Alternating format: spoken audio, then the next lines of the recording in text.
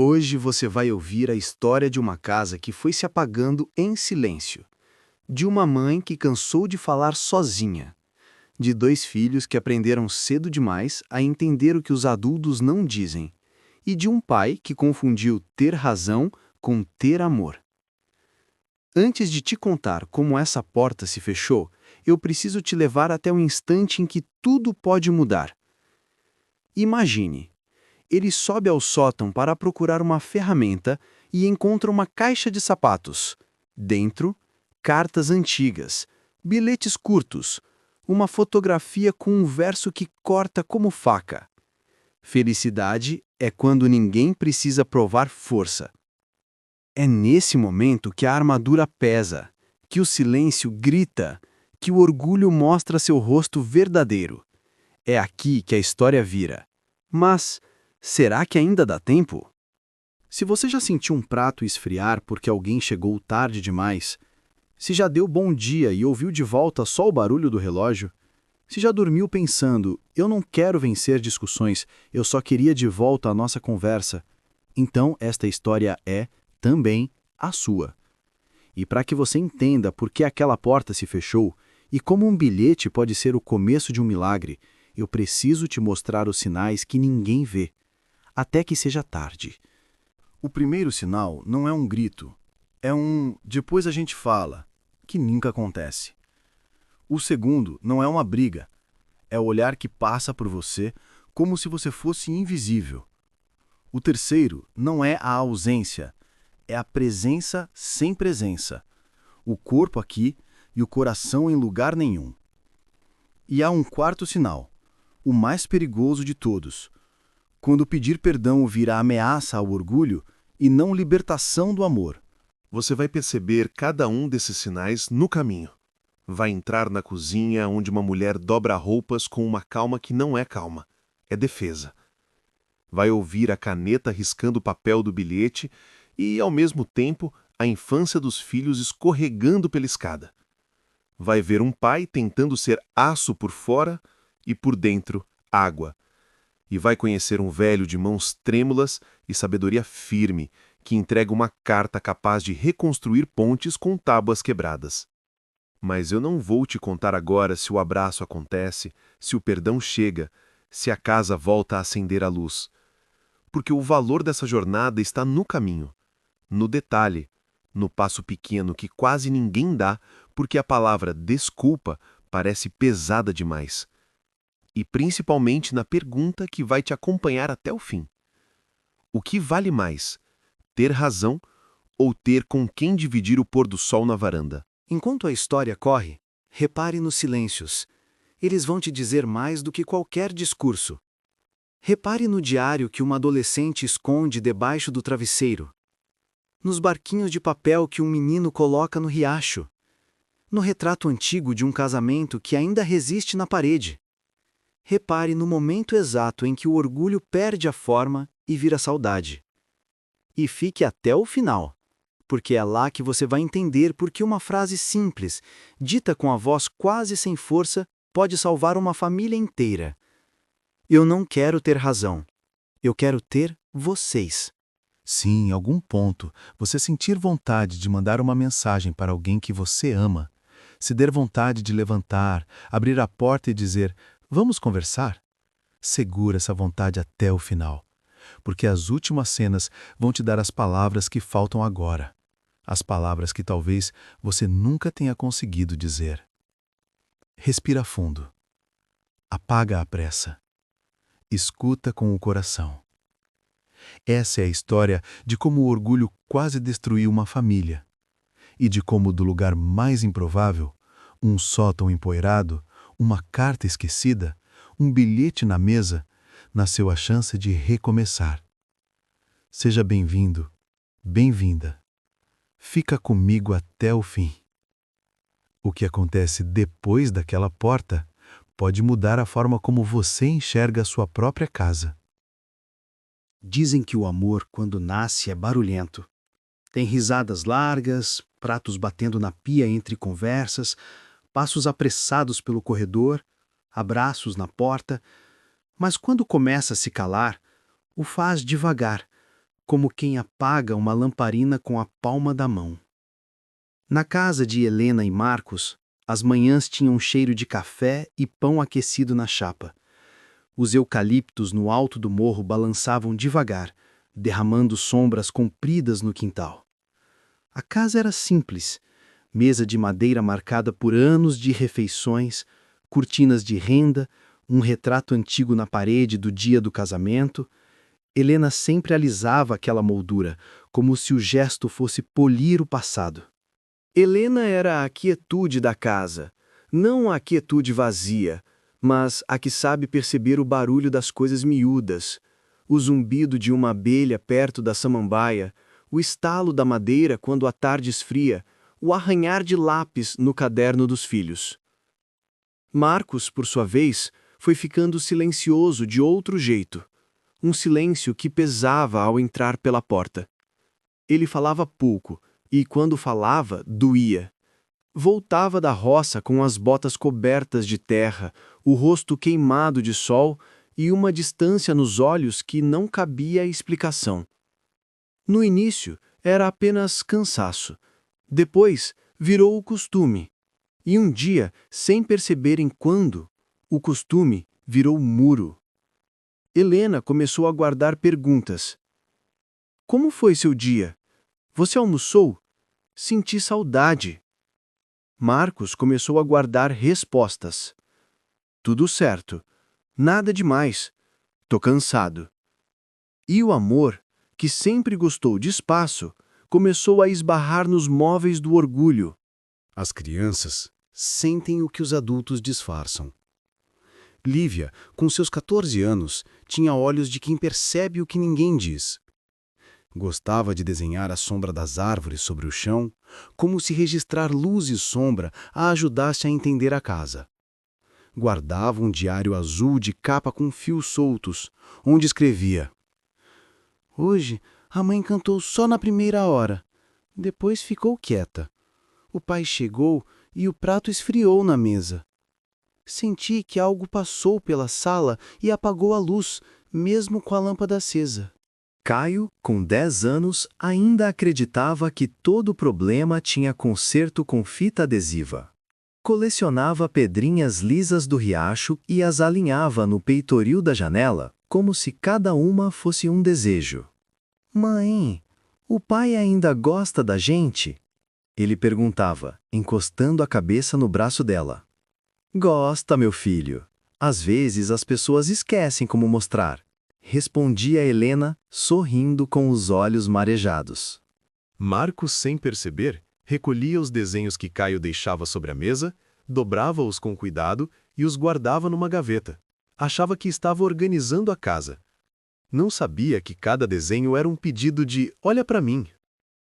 Helena, entre panelas e louças, passou a sentir saudade do que morava ali e não mora mais.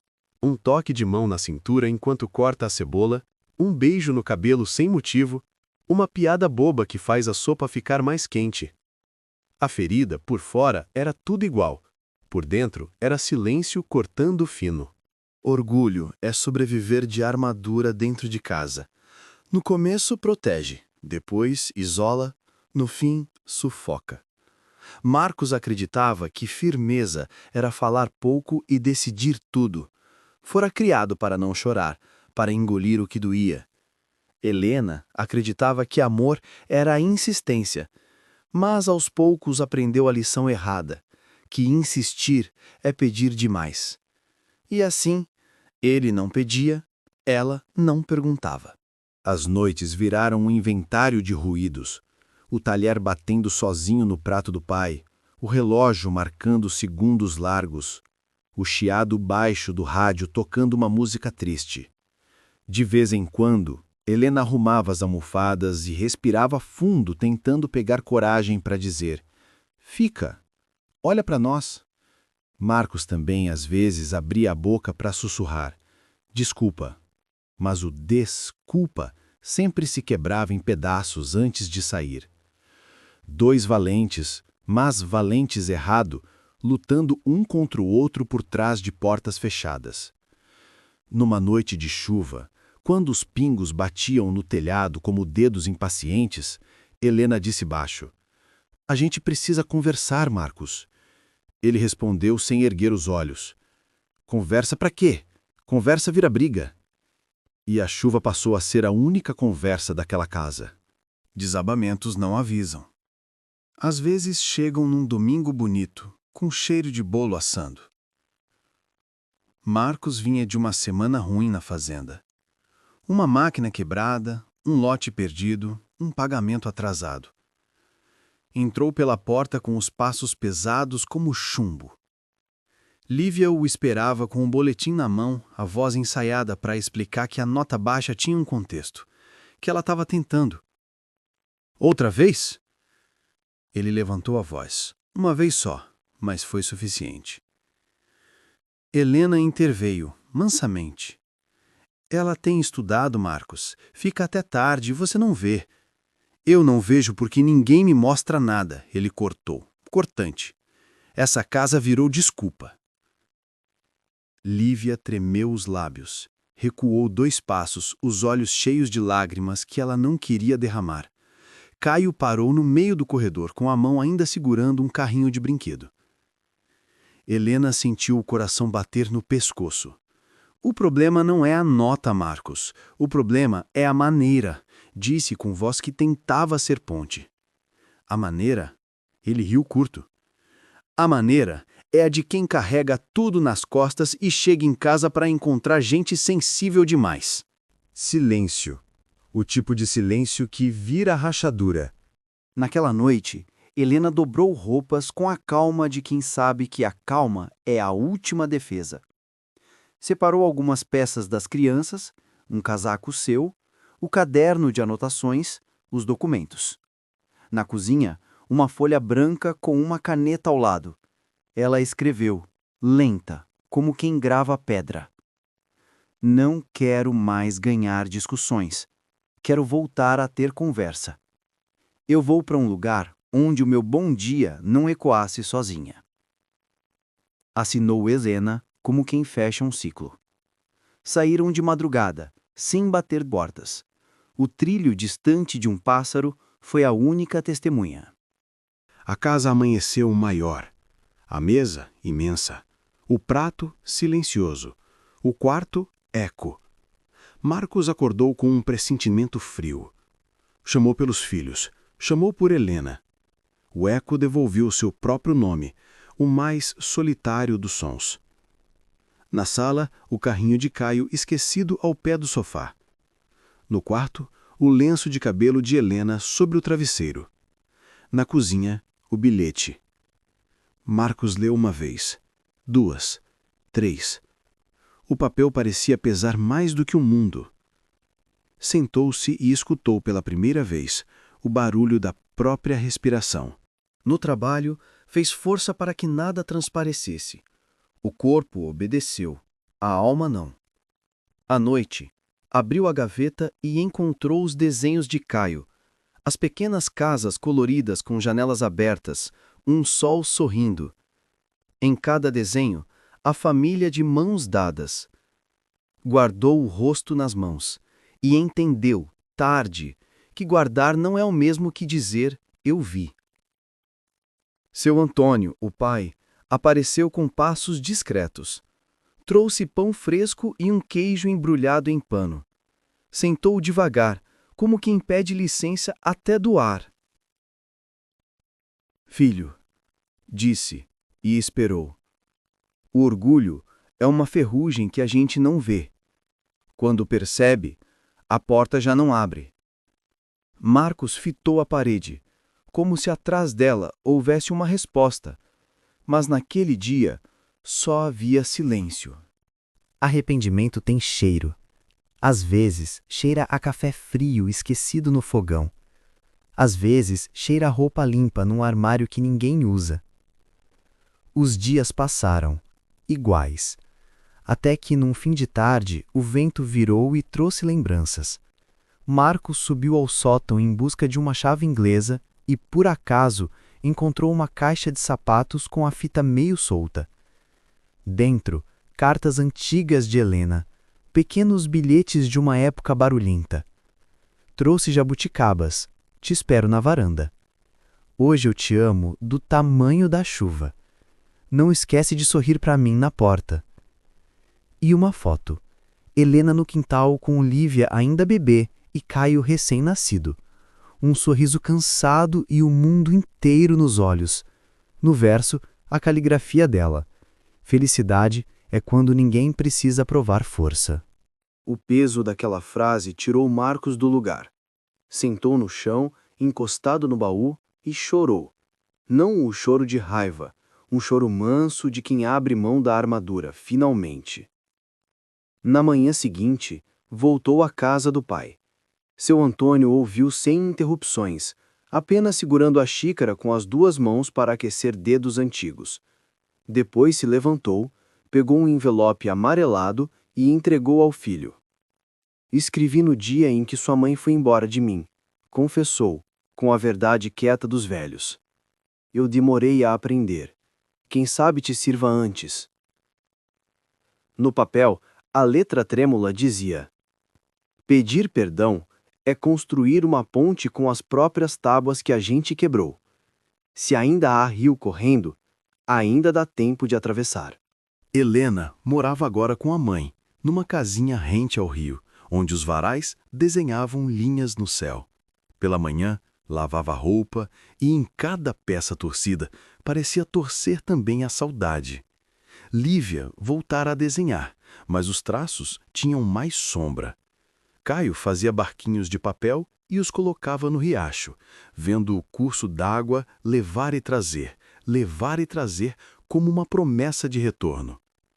Numa tarde morna, Marcos apareceu no portão com o chapéu nas mãos, o rosto lavrado por noites mal dormidas e um jeito de menino perdido. Não havia ensaio possível para aquele momento. Helena ergueu os olhos. Por segundos, ninguém falou. O mundo coube nos sons simples. Um galho estalando, um cachorro ao longe, a água do rio conversando com as pedras. Marcos começou, e a voz falhou. Não quero ter razão. Quero ter vocês. Helena respirou como quem aprende. Eu não sei se consigo esquecer.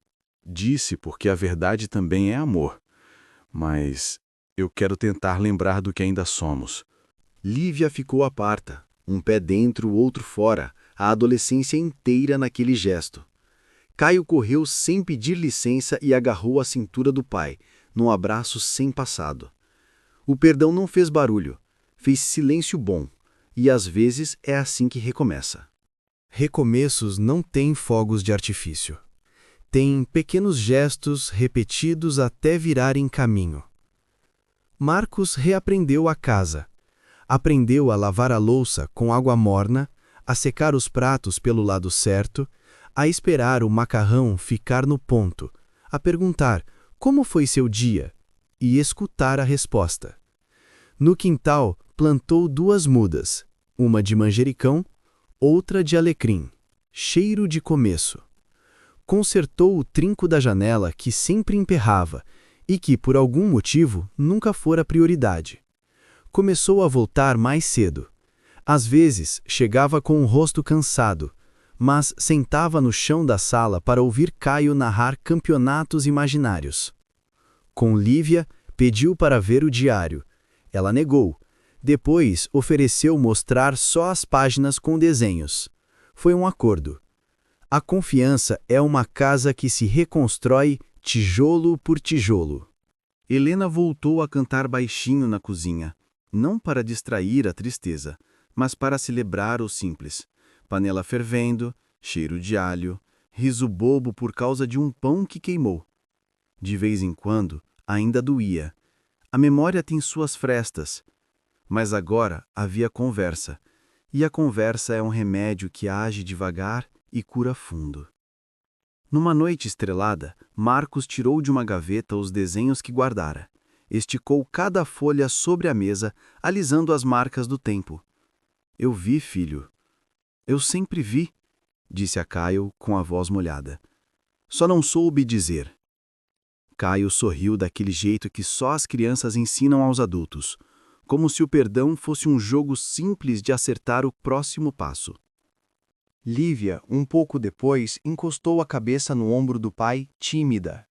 Você pode não entender meus desenhos, murmurou, mas tenta me perguntar o que eu senti quando fiz. Eu pergunto, ele respondeu. Eu pergunto sempre. E a casa, que um dia foi estrutura, voltou a ser lar. Anos não passam de dias empilhados. Alguns doem, outros curam. Alguns lembram, outros ensinam. No alpendre, ao entardecer, a luz se derrama sobre as latas de biscoito, o pano de prato com bordado antigo, o rádio que agora toca baixo sem tentar preencher buraco nenhum. Marcos segura a mão de Helena com a delicadeza de quem segura a água, sem apertar, para não perder. Eles não falam do que foram incapazes de ser, falam do que aprenderam a ser.